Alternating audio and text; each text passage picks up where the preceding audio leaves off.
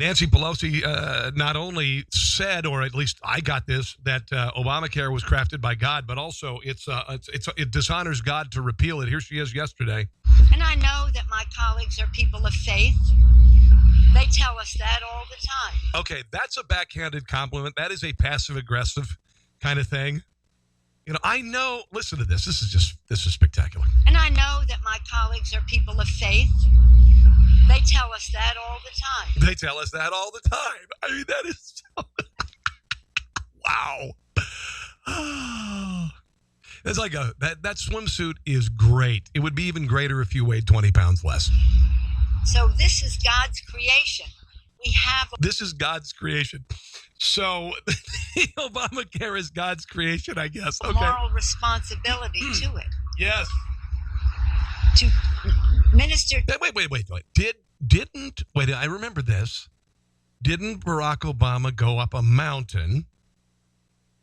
And I remember when he came back down, his hair had turned white, and he had two very large, 2,600 large stone tablets with Obamacare on them.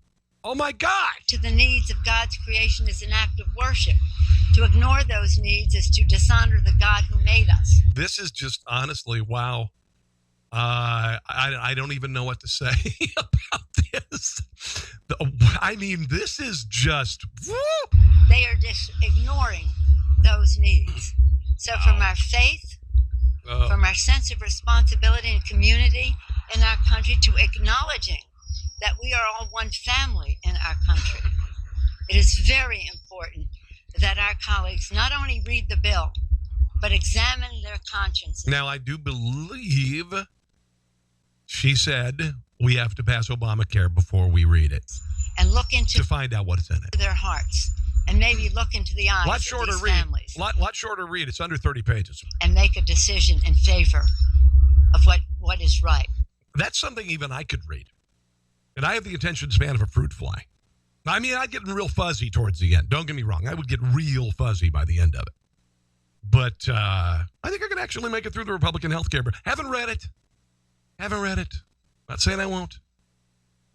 Nan, I've seen her speaking at a bunch of places lately, and she is experiencing some brain freezes. She was in New York at a Sunday event, and she started to stop mid-sentence, stare at the audience, then continue speaking.